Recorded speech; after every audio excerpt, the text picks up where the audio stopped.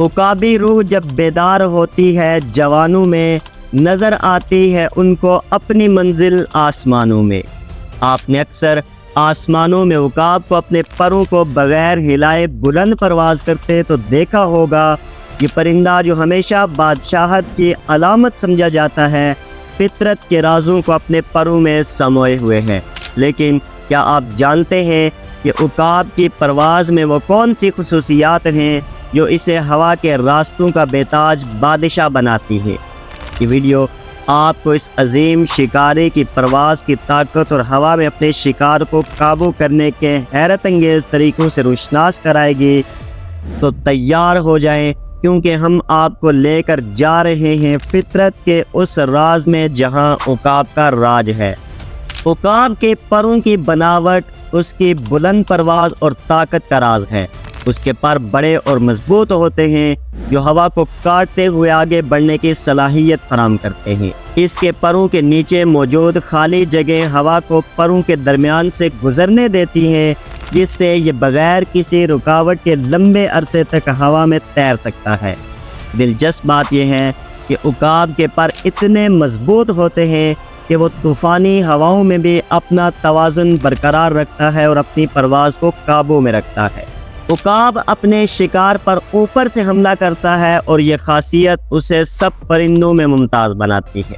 عقاب زیادہ تر 10,000 سے 15,000 فٹ کی بلندی پر پرواز کرتا ہے۔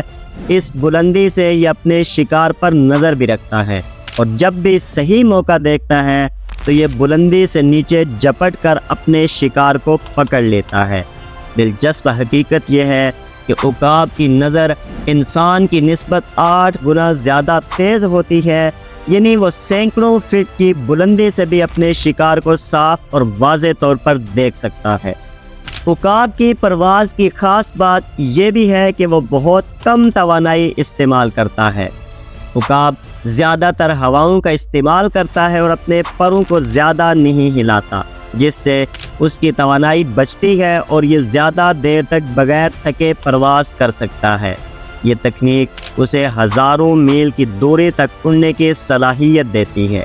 دلچسپ بات یہ ہے کہ عقاب 6 گھنٹے تک بغیر کسی وقفے کے مسلسل اڑ سکتا ہے، اور اس دوران یہ اپنے پروں کو بہت کم ہلاتا ہے۔ عقاب کی پرواز کی طاقت صرف اس کی بلند پروازی میں نہیں بلکہ شکار کو پکڑنے کی اس کی حیرت انگیز صلاحیت میں بھی ہے۔ عقاب اپنی پرواز کے دوران زمین پر موجود چھوٹے جانوروں، پرندوں یا مچھلیوں پر نظر بھی رکھتا ہے، اور جب صحیح موقع آتا ہے تو یہ حیرت انگیز تیز رفتاری سے نیچے جپٹتا ہے۔ یہ جپٹ اتنا طاقتور ہوتا ہے کہ شکار کو سنبھلنے کا موقع ہی نہیں ملتا۔